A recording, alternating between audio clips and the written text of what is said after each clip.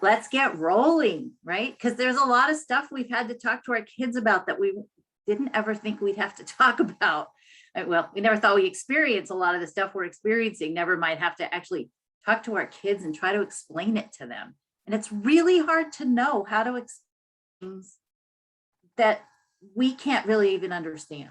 So we're going to talk about that a little bit today and hopefully kind of suss some of that out, figure some of that out this morning.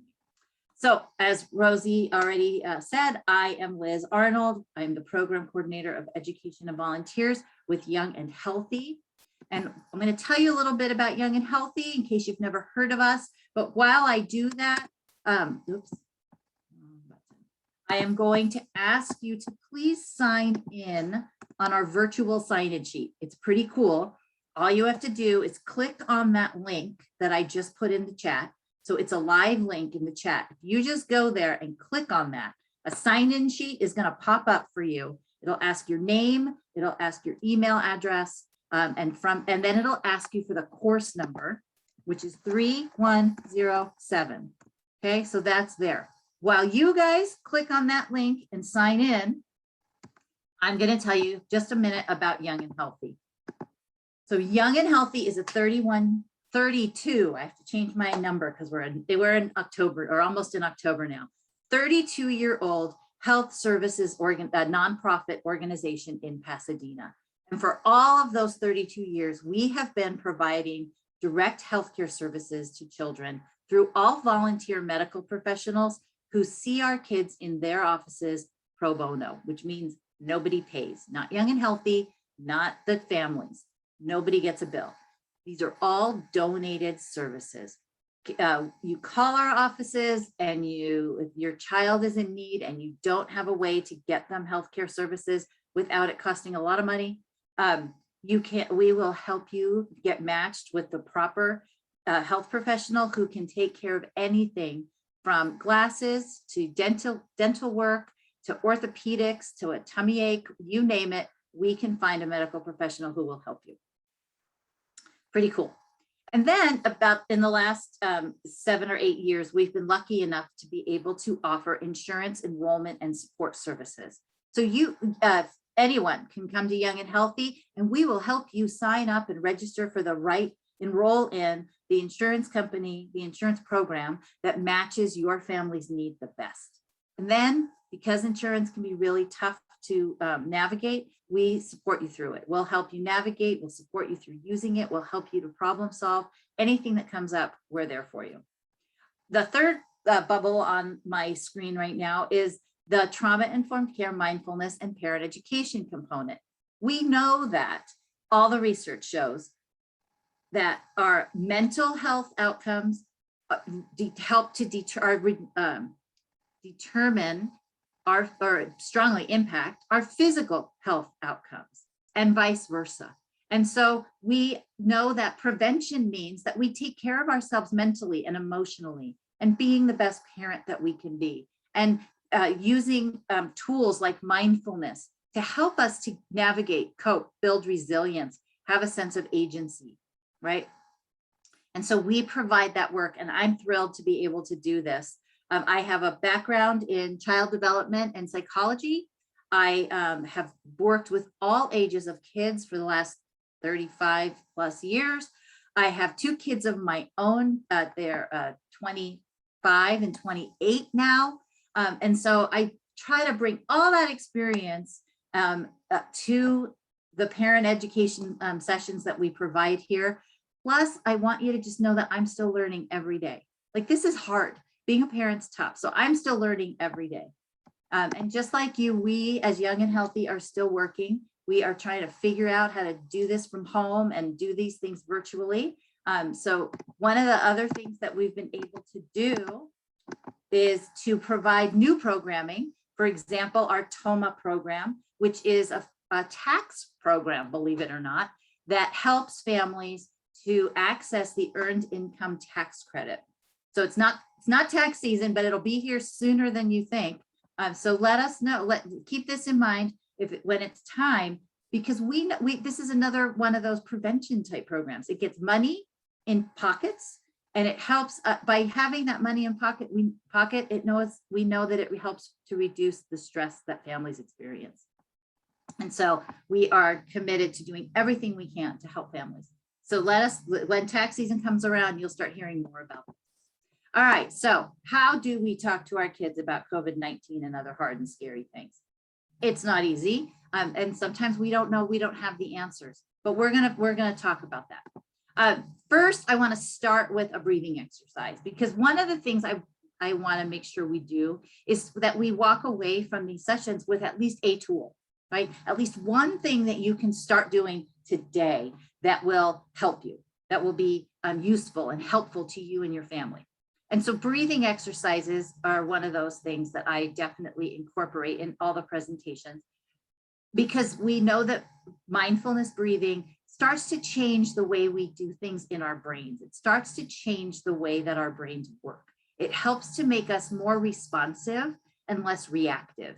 And that's good, right? Because most of the time, especially when it comes to parenting, there are a lot of times when we need to be responsive because reactive isn't going to serve us so well. So let's do this breathing exercise together. I'm going to lead you through it. First thing I'm going to do is ask you to just get comfy, kind of settle into where you're sitting or standing. Maybe I'm standing, and notice where you're kind of touching the ground, touching the chair or touching the floor. Take a second to do that. And then through your nose, take a big deep breath in for a count of 1, 2, 3, 4. Now hold that breath, 2, 3, 4, 5, 6.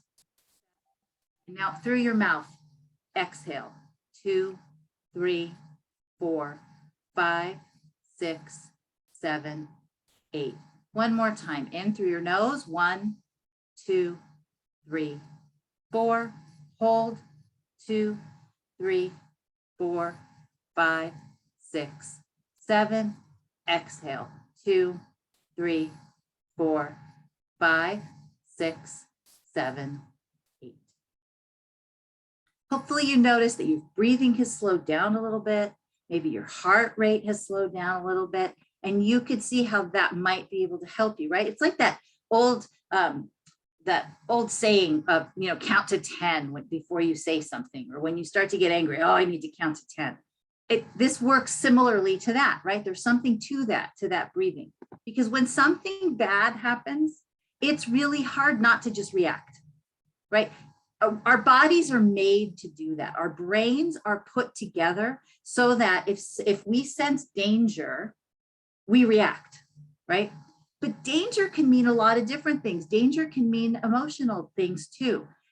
And that reaction, when it comes to those emotional things, isn't necessarily helpful, right? We need to be more responsive. But our brain jumps in and tries to keep us safe. Our brain goes, oh, there's something happening here. We need to just get safe real quick, right? And that helps us if maybe there's a car coming and we didn't notice it. We need to jump out of the way. Or maybe something falls off the ceiling and we have to dart out of the way or protect ourselves in some way. That's really helpful. But when other things are happening, when things that we need to kind of problem solve about happen, instead of things that we need to react to really quickly, that doesn't really help. So what we need to do first is to check in with ourselves, right? When something happens, use that breathing exercise, take that deep breath, right? Take a second, press the pause button and take a moment to just check in with yourself and ask yourself, am I responding or am I reacting, right? And what do I want to do? How do I want to handle this, right? Be thoughtful about it. We live in such a quick, move society, right? I need the answer to a question. All I have to do is Google it, right? If I can get an answer about as fast as I can type, right? That's not always been the case. Maybe some of you remember when we used to have to I needed to know something, I had to go look it up, right? I had to actually physically maybe go to a library or make some phone calls or get a book, right? And we're so used to things happening quickly that sometimes I think we feel like, oh, I got to respond right away. or else. I don't know what else or else what, but I had to respond right away. It's expected. Not so much. We can say, hey, let me think on that. I'll get right back. Right? So you want to check in with yourself about the first. And then you want to ask yourself the question, am I calm enough? Am I going to be able to be calm and present myself in a calm way so that my child will see that I'm calm and help my child to feel safe in that way, right? Am I calm enough to be able to help my child feel safe? And one of the things that makes it hard is right now, our brain is working overtime. Right, we've talked about this in previous sessions, that our brain is really like wondering, because of things that are going on around us in this pandemic, like what's happening? I don't have any control. I have no idea what's coming next. And that makes me feel kind of unsafe. And again, our brain doesn't like that. Our brain's job is to make sure that we are safe. So maybe you're feeling some things. Maybe there's some things that you're feeling lately about things that are happening around you, about your kids being back in school in person, about going back to work in person, maybe, right? Maybe or about the fact that you're not quite sure what's happening, right? Every day things are a little bit different. So maybe you feel frustrated or stuck, a little demoralized. I know sometimes I feel like despair. A lot of people are talking about feeling angry. They're just mad at the whole thing. The way, maybe you're mad at the situation, maybe you're mad at the way it's being handled. And a lot of people are also feeling kind of weary and just tired of all this. This is just, I'm feeling miserable.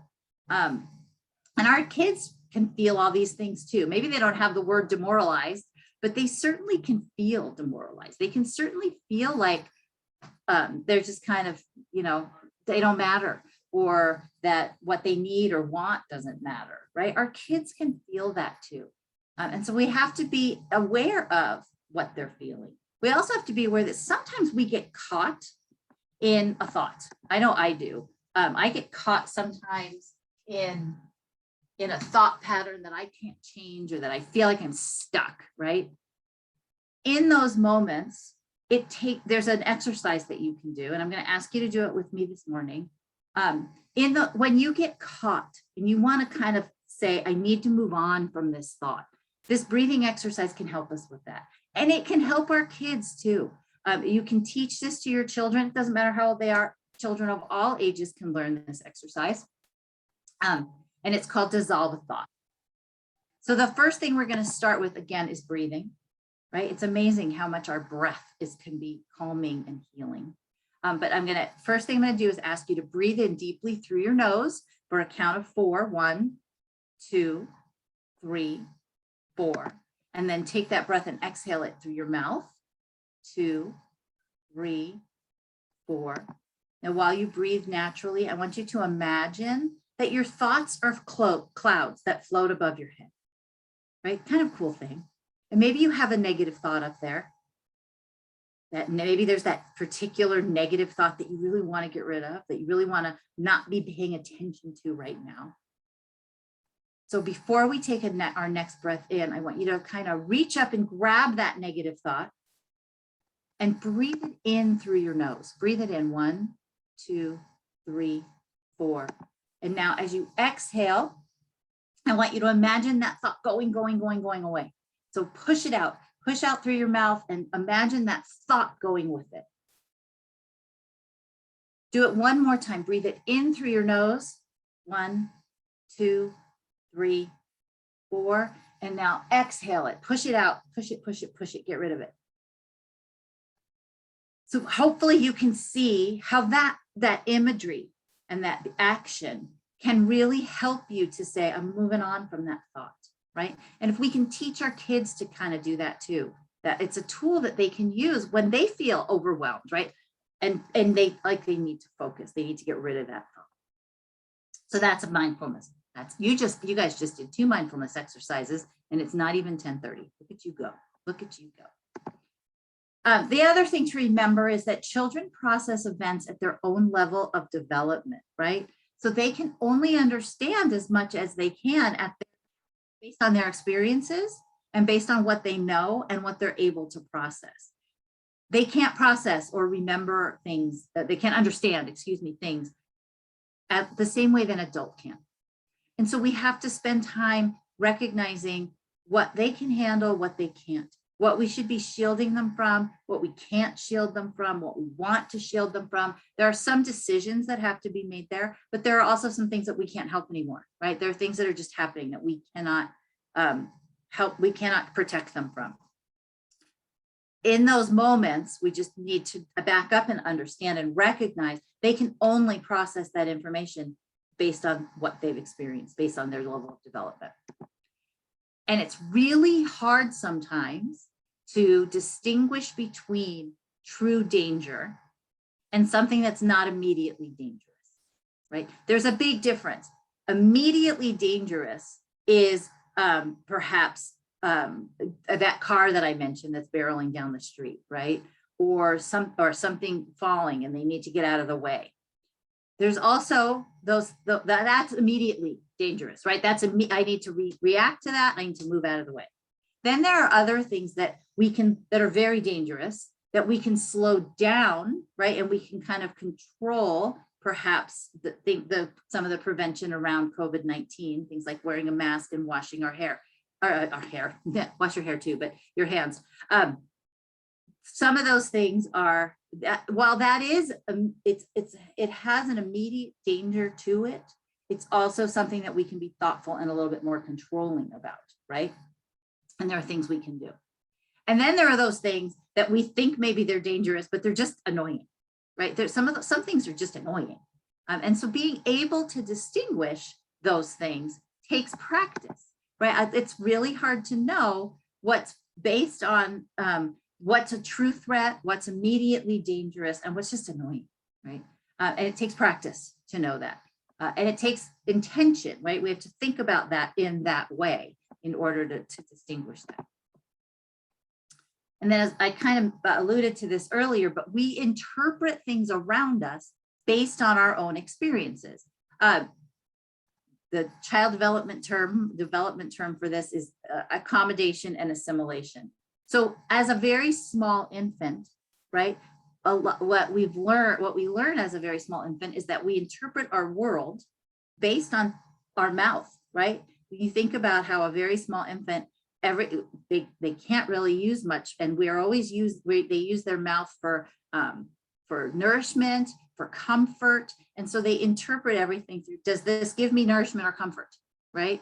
And if that doesn't work, if I put something in my mouth and it doesn't give me nourishment or comfort, then I kind of have to figure out what else can I do with this, right? That's I assimilate first by going, what is this? Let me put it in my mouth and check it out. And then I accommodate for what I find out, right? Based on what happens when I put that thing in my mouth. And so we continue to interpret things based on our environment, based on our experiences, right? We make predictions based on what's happened in the past. That's how our brain works. And so our young ones have a hard time understanding a lot of things because they haven't had a lot of experiences, right? They haven't had to navigate the world before on their own, especially. And children have difficulty understanding things like time and distance. Time and distance is really hard, especially for our youngest ones, right? When they hear us talking about something that might be happening far, far away, it's hard for them to visualize that that's far, far away and not an immediate threat to me, right? Or it's hard to understand how long it's going to take for something to happen, or when something happened in the past or is going to happen in the future, right? Think about if you told your kids, we're tomorrow, or not tomorrow, but in 2 weeks, we're going to Disneyland. What would happen for those next 2 weeks? A lot of kids would be asking you every day, is today the day? Is today the day? How much longer? How many more days? How much more? Right? They get excited and then they can't put it away. They can't figure out, oh, I shouldn't, I've got 2 weeks. I've got 2 weeks. They don't understand what 2 weeks is exactly all the time, right? And so they probably ask you, it's kind of the are we there yet question, right? It's a 2-hour car ride. Within the first 10 minutes, you probably have been asked, are we there yet? About 10 times. because they can't understand the time and the distance concept, right? So we have to make sure that we're understanding that and helping them to understand it. And then when they hear things, that's why sometimes it feels like it's happening right in their living room, because they don't understand that time and distance concept. The other thing to think about is that if you're not ready, right? If you're feeling overwhelmed, if you're feeling some of those feelings that we talked about on a few slides back, that frustration, that weariness, maybe you don't feel like you can have that conversation with your child without kind of conveying those feelings to them, then maybe you want to consider having somebody else answer their questions for the moment, right? Until you can kind of get your feelings in check. It's okay that you can't, right? We all have moments like that, especially as parents, right? It's hard. It's a very emotional experience. And maybe we're scared. Maybe we're feeling those feelings. That's all right. But your kids still might need answers. So while you're working those feelings out, it's okay to ask somebody to support you, right? Maybe you're co-parenting with someone and they're a little bit, they have their feelings a little bit more, they've worked through those feelings a little bit more, right? And so they're able to have that conversation. Or maybe you have someone else who supports you in your parenting role, who you're like, hey, maybe you want to just come sit with me so you can help to convey the calm that I need to convey to my child. And that's okay. We can't be all things and everything to our kids all the time. I know, but I feel like I need to be. I feel like I need to be able to answer every question and be everything they need all the time. And it's not realistic, right? I have to sometimes check myself and go, yeah, they need something else here. They need someone else. They need something else, right? And that's okay.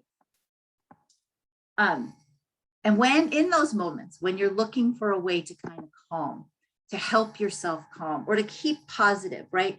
To kind of get your thinking back to a little bit more positive, happy place. Look at me with another mindfulness exercise. Here we go.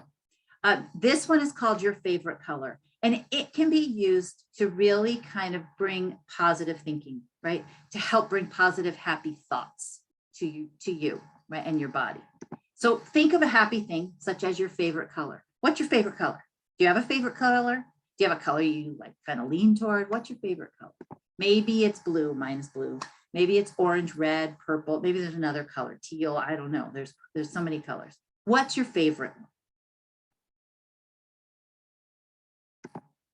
Now that you've kind of hopefully imagined that favorite color, I want you to imagine that you have a little ball of your favorite color somewhere inside your body. Maybe it's where your heart is. Maybe it's in your belly.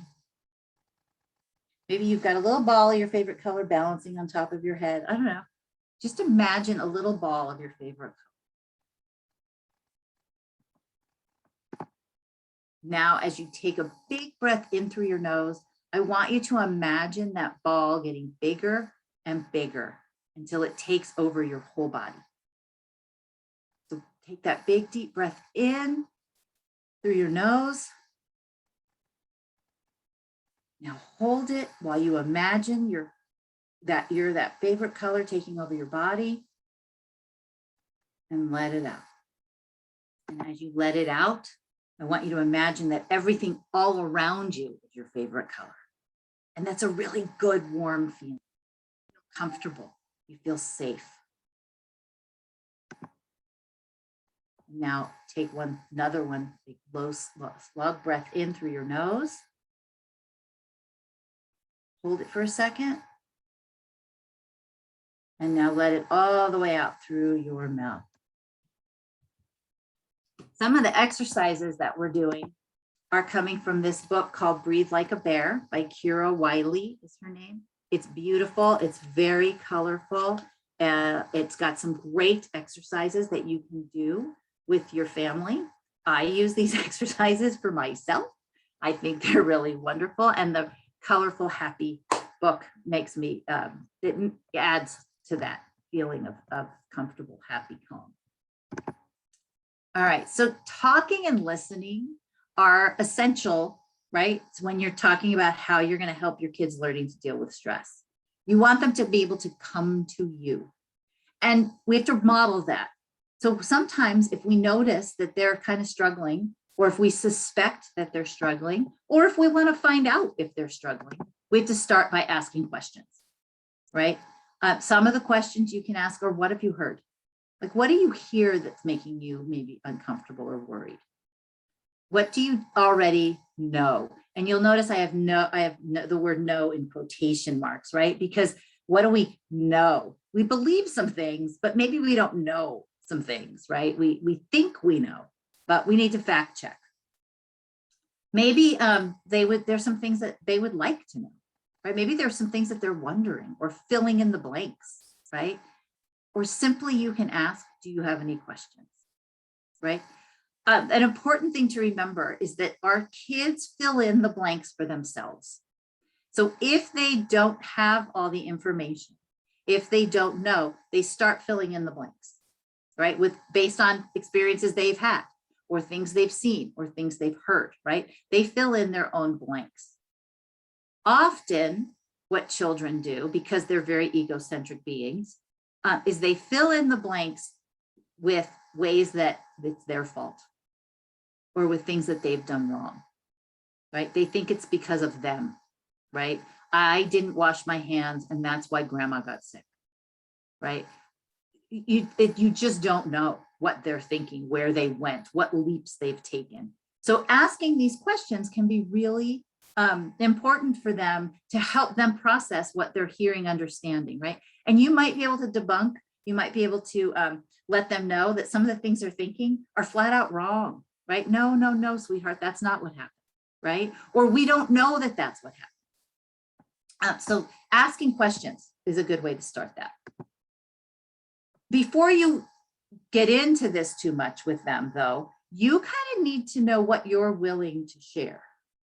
Based on your family values, based on your level of comfortable, you and your own beliefs and values, the age of your children, and then unfortunately what they may have already heard, right? Because maybe there's something you would never have told them, but they've already heard it, right? Cat's out of the bag, so now we've got to address it. But kind of know where you stand on things. Maybe talk to whoever you might be co-parenting with, or maybe talk to other family members or friends or professionals so that you could kind of figure out, where do I stand on this stuff and what do I want to share with my child? I also suggest that you make sure that you know what you know, right? Not what you believe you know, but get your facts, right? It's not about all of us to be able to do. There's some research, there's some places where you can go to get the most up-to-date information, or at least what's being published, right? But definitely know what is recommended to protect yourself and other members of your family, right? That's what's going to be super important when it comes to this. Our kids are going to feel better when they have strategies in place to protect themselves. And so are we, right? We all feel better when we have strategies to protect ourselves that are in place, that we're practicing, that we know what we're going to do. We have a plan. Again, when we go back to our brain development and that brain needing to keep us safe, right? Looking around all the time for danger. When we have a plan, we don't go to that I feel unsafe place. We go to I've got this. I'm more in control, right? And that helps us to stay in a place where we can be active and accurate thinkers and learners. And so having those strategies, right, makes a big difference. And talking about those strategies can help. And knowing what the research is helps us to develop those strategies. So what are some things you can do? You can start the conversation on a positive note, right? We don't want to go in with this gloom and doom kind of approach. We want to be positive and start that conversation. Hey, listen, I know, you've been doing great at school. Do you have questions though? Let's talk about what questions do you have? And then the most important part is to actually listen. We have 2 ears, 1 mouth. You know what that I don't know if many of you have heard that saying, right? So we should be using our ears twice as much as we use our mouth. I'm working on that, folks. I'm telling you, I don't always work. I'm not always good at that. But we need to listen to what our kids are saying. Actually stop talking and listen, and then let them know that we're listening. Use those active listening skills. Those, oh, okay. Tell me a little bit more about that. Really? Then what happened? Right? Ask questions, leading questions, not answering questions, not jumping in. Because we need, during these conversations, it's important to regulate our own emotions. Our kids might say something that either we want to jump right in and kind of solve, or maybe they might tell us something that upsets us, right? Or maybe it's something that triggers us, something that gets us going. And it's important to be able to regulate our emotions and just listen. And then help our kids to express their feelings, but don't assume that we know what they're about to say next.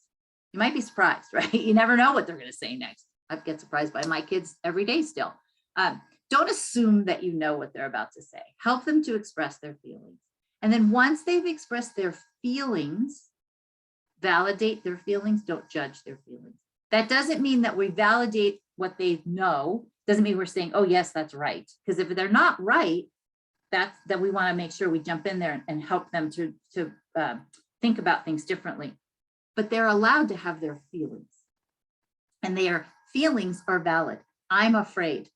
Saying to them, well, you shouldn't be afraid, doesn't help them not to feel afraid. It just helps them to feel now embarrassed about the fact that they're afraid. So if they say to you, I'm afraid, say, I understand why you would be afraid.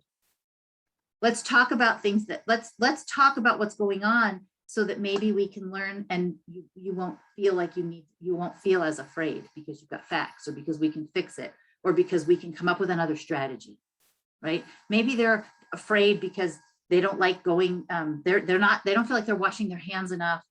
And they can't get to the hand sanitizer in the classroom, or whatever it is. And so what are some of the solutions to that? Well, we can hand them their own little tiny hand sanitizer, right? And now I've got my own. Now I feel less afraid because I feel more in control, right? So maybe that's a kind of a little example, but it's something that can have a huge impact on how a child is feeling. And then of course we want to end on a positive note. Hey, you've got this. Hey, you know what? We're going to be okay. Come back and talk to me if you need anything.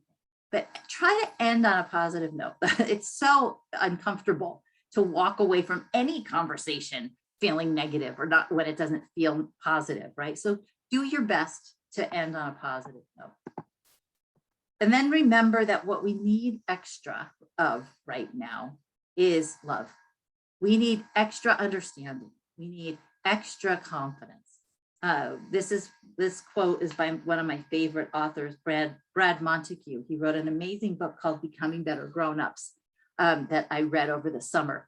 And he's just really on target, from my perspective, what kids need and how we can support kids as adults. And one of the things that we can do during these absurd times, which I can't imagine I wouldn't get complete agreement that the times we're experiencing over the last 18 months have been pretty absurd.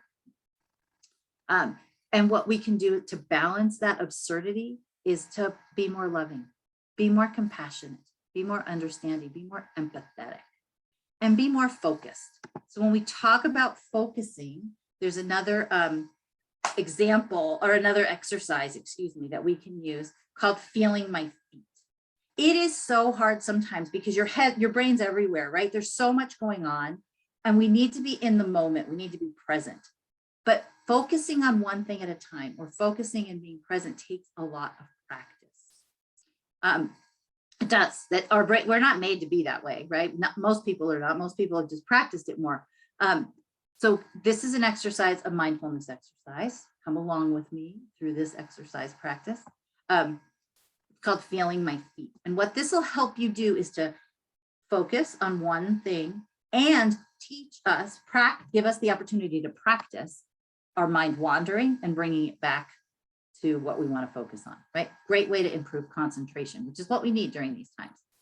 So first thing I'm going to ask you to do is sit with your back straight and your body relaxed. Breathe naturally. Kind of notice what's happening in your body and mind right now. No judgment, just notice, and do what you can to relax. And then do your best to just keep your body relaxed.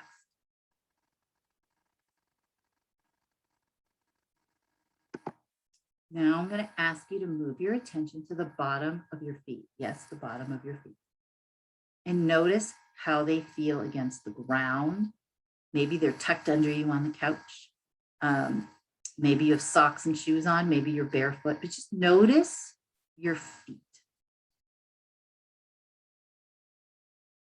And maybe you'll have thoughts and emotions that bubble up in your mind. Let them just come and go.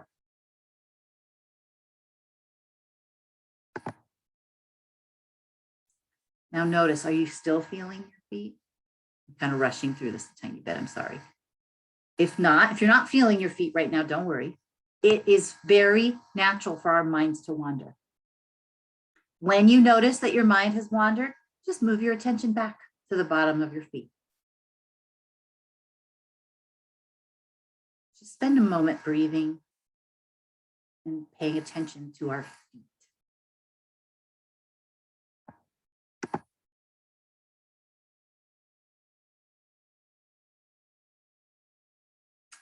This comes from an activity cards called Mindful Games, and they are written for teens and adults, but they're also really great. You can modify them to use with your children. This is an exercise you can easily do with your children, right? And it's a great way to kind of focus, great way to help them focus, and to learn to have that acceptance for the fact that sometimes they can't focus and they need a tool to bring them back to focusing.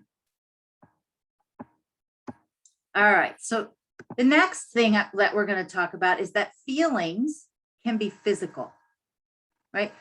Think about that for a moment. When you think about what does it feel like to feel happy, you probably can tell me one physical thing that you feel when you feel happy, right? Maybe you just feel like you can't stop smiling, right? That's kind of physical, right? Right? Or maybe you just feel really relaxed. Maybe you notice that you're relaxed when you feel happy. Flip that to what are the physical feelings you have maybe when you feel angry? Right? Do you get red? Do you feel yourself flush? Does your breathing get faster and harder? Maybe you can feel your heart pounding, right? Those feelings can be physical. They cause a physical sensation in our bodies. Emotions, feelings are also really useful. Those physical feelings are useful. They signal that we're feeling a certain kind of way, or maybe they signal that there's danger or something we need to pay attention to, right? And it's a physical clue. Like if you notice that feeling rising in your body of that anger, right? You know that, oh, I get that my heart starts pounding when I'm angry.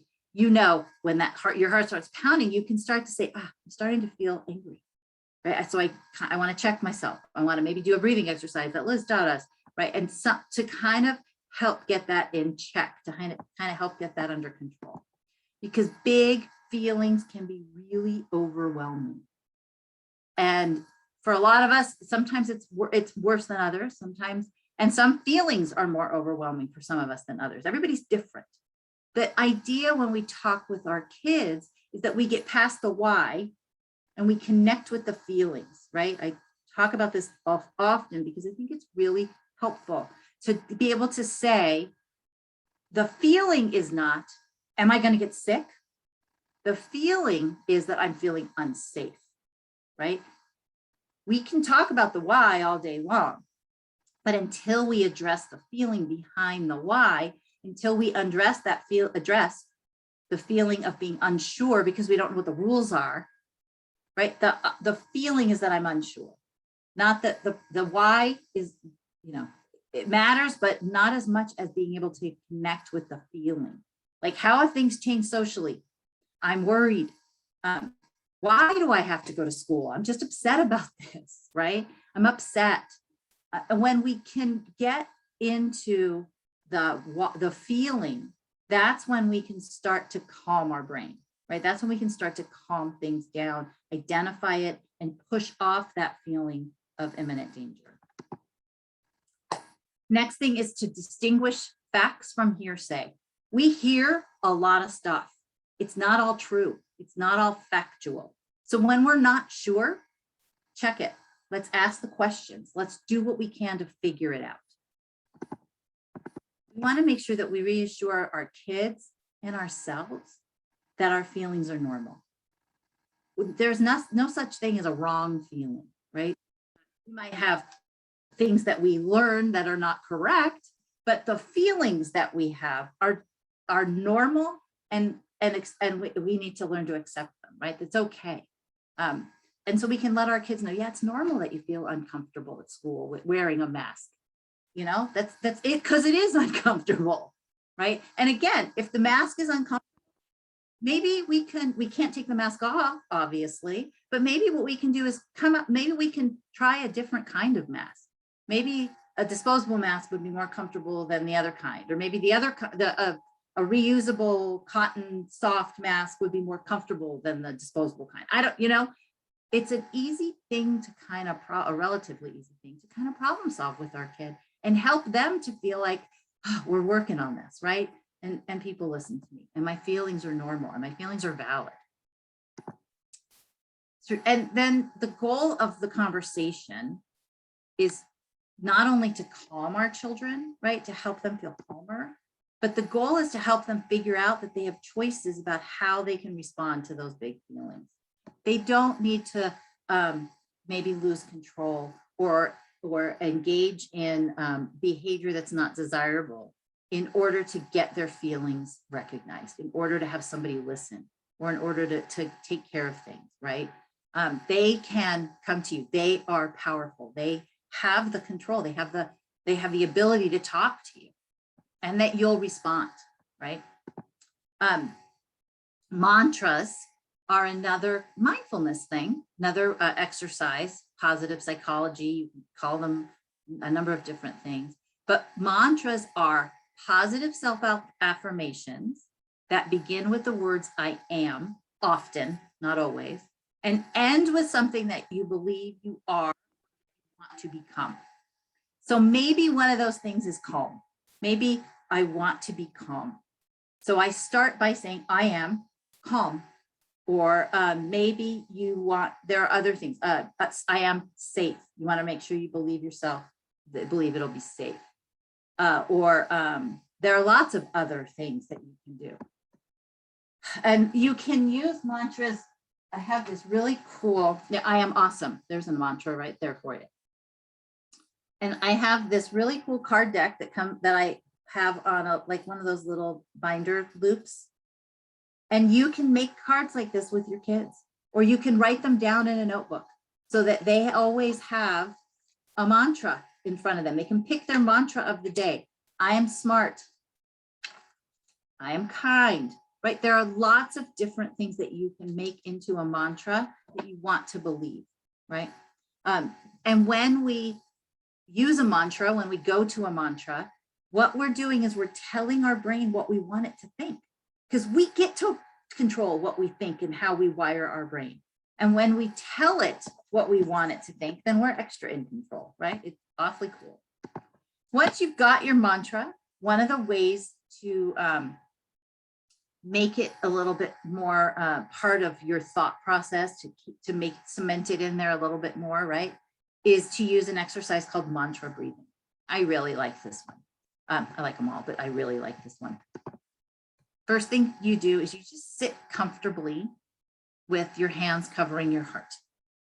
And I chose a mantra that we're going to use today, but you can, as we're doing this practice, if there's something else you need today and you want to use a different mantra, please insert it as you practice. So just sit with your hands covering your heart. So I really want you to breathe this into yourself. Inhale through your nose and think to yourself, I am.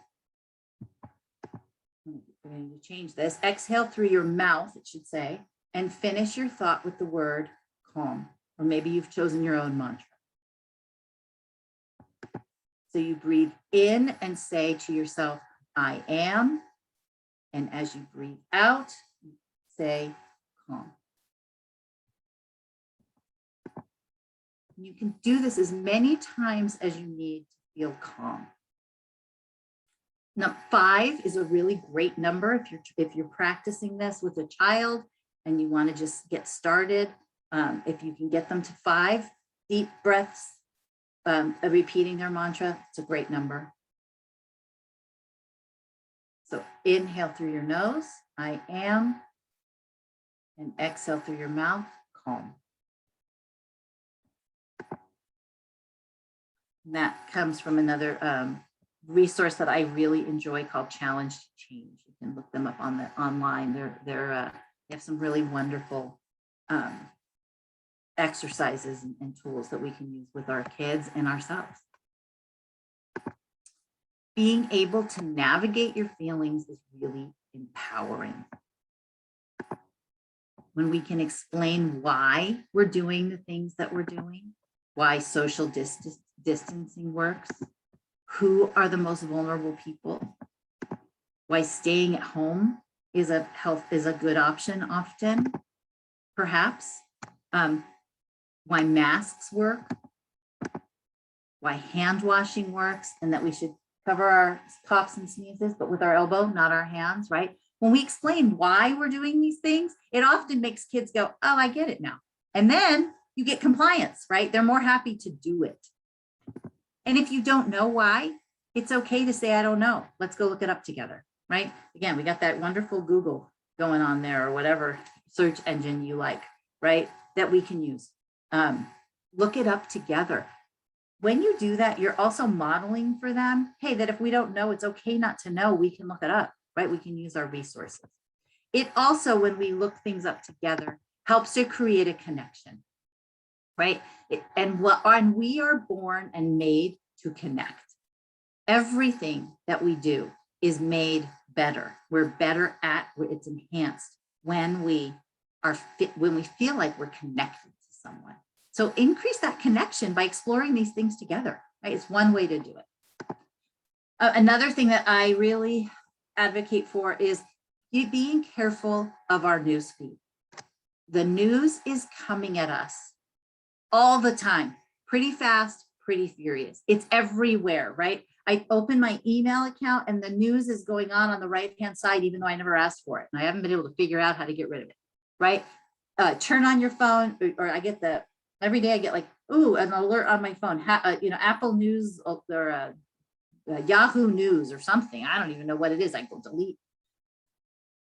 When we hear this constant barrage of bad news, it makes us feel bad, right? And so when we can say, I'm only going to listen to the news, I'm only going to check the news, I'm only going to watch the news during a certain time of the day, we limit that negative input. That also helps us to be more aware of the fact that our kids are hearing it. You think they're not interested in the news. They're not that interested, but they are hearing it. And they're not able to process it, right? We go back to that processing and time and distance and all of that. So when you can control where that news feed comes in, unfortunately, it's a lot of bad news. So one of the things we can do is send through our breathing, through our mindfulness practice, is send positive wishes to the world. And in that way, we can tell our kids, look, you're contributing. You really are, right? In a way that's positive. So the way we do this is we pretend to make a giant ball that holds all of our friendly wishes for the world. So we're just going to toss friendly wishes into that ball. And maybe you've got someone in particular you want to send a friendly wish to, or maybe you've got some place in particular that you want to send friendly wishes to, or maybe you've just got one friendly wish for the world right now. Put it in that ball. Tend to hold that ball. Because now I'm going to ask you to toss that ball up into the sky. And as you do that, imagine that those friendly wishes are going where you want them to go. Maybe there's one, a whole lot of them. Maybe there's a very specific, whatever it might be. Just imagine those friendly wishes landing in those places. Again, it improves our positivity. It improves our feeling of contribution, right? And again, that comes from those mindful games that I mentioned earlier. Checking in with our kids makes a difference. Asking them how they're feeling, helping them give a word, put a word to how they're feeling. Emojis are awesome for this. I know the people laugh at me when I say it, but if you can't figure out how you're feeling, right, or if you want to convey something in a text, you just send a picture and then everybody knows, oh, she's laughing. She meant that as a joke, right? But sometimes our kids can't put a word to how they're feeling. So if we show them the picture and let them point to the picture that matches how they're feeling, and then we can help them figure out the word. If you're not sure if your children are having a rough time, if you're not sure if they're struggling, these are some things that you can look for. Maybe you'll start to notice that their sleep is weird, right? That they're having a harder time sleeping, or that they want to sleep a lot. I've heard a lot about kids who are ignoring hygiene, right?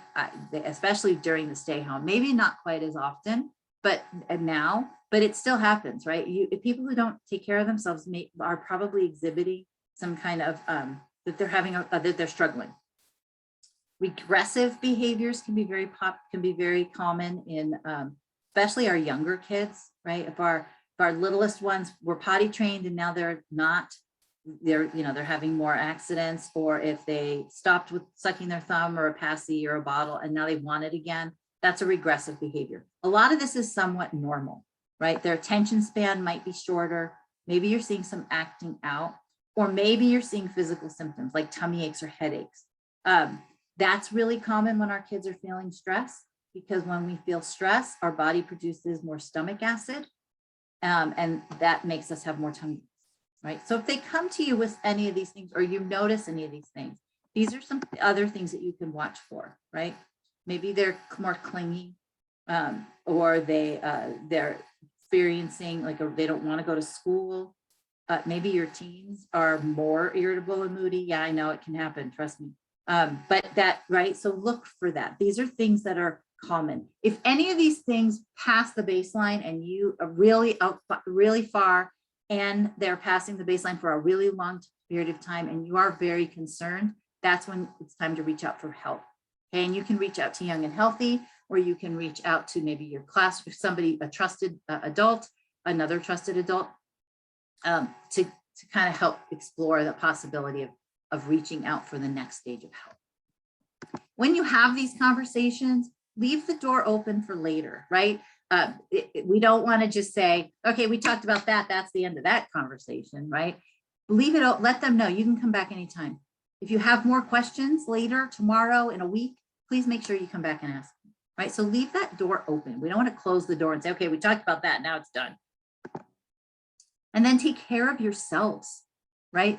Plug in, recharge. We don't let our phone batteries die, but we let our own batteries die. So take care of yourself. One way to take care of yourself is through gratitude, practicing gratitude. And this gratitude exercise is a good one. Right now, where you are, take a moment, start with a deep breath. And think right now about 3 people that you're grateful for. Who are the 3 people right now that you are grateful for? And are there 3 things around you that you can touch that you're grateful for? Like, look around. Are there 3 things that you are grateful for that you can see from where you are, that you could walk over and touch if you wanted to?